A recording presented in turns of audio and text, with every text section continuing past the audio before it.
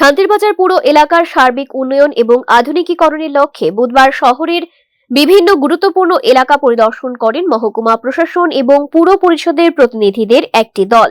ভবিষ্যৎ উন্নয়ন পরিকল্পনার অংশ হিসেবে বিভিন্ন প্রকল্পের অগ্রগতি এবং সম্ভাব্য উন্নয়নমূলক কাজের স্থান সরেজমিনে পর্যবেক্ষণ করা হয়।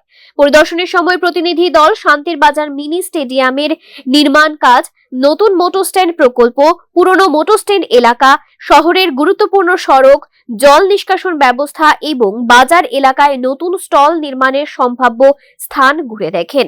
সংশ্লিষ্ট আধিকারিকদের সঙ্গে আলোচনা করে বিভিন্ন উন্নয়নমূলক বিষয়ে মত বিনিময়ও করা হয়।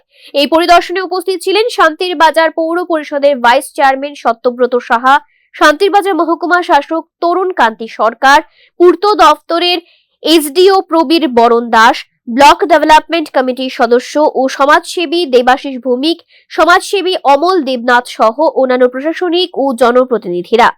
প্রতিনিধি দলের সদস্যরা জানান, শহরের অবকাঠামোগত উন্নয়ন, যানবাহন চলাচলকে আরো সুশৃঙ্খল করা, বাজার এলাকার আধুনিকীকরণ এবং উন্নত জল নিষ্কাশন ব্যবস্থা গড়ে তোলার লক্ষ্যে একাধিক প্রকল্প দ্রুত বাস্তবায়নের পরিকল্পনা নেওয়া হয়েছে।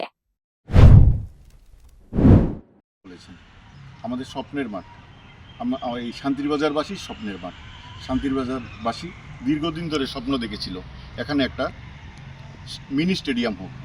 তা আমাদের সেই স্বপ্ন পূরণ হতে চলেছে। খুব কম সময়ের মধ্যে এই মাঠ উদ্বোধন হবে।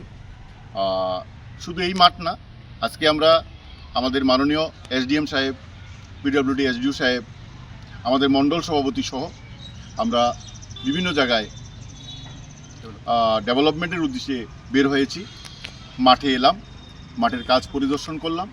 তারপর আমরা এখানে অত্যাধুনিক পৌর পরিষদের উদ্যোগে একটা ভেন্ডিং জোন করব, যেটার মধ্যে অত্যাধুনিক সব সিস্টেম থাকবে। বিভিন্ন জায়গা থেকে মানুষ এই ভেন্ডিং জোন দেখতে আসবে। আমাদের এলাকার ভেন্ডাররা সেখানে দোকানের স্টল পাবে। তার পরিদর্শন করতে এলাম। পরিকল্পিত উন্নয়ন বাস্তবায়িত হলে শান্তিরবাজার পুরো এলাকার সৌন্দর্য বৃদ্ধি পাওয়ার পাশাপাশি ব্যবসা বাণিজ্যের প্রসার ঘটবে এবং নাগরিক পরিষেবার মানও আরো উন্নত হবে, এমনটাই আশা। ব্যুরো রিপোর্ট, নিউজ নাও।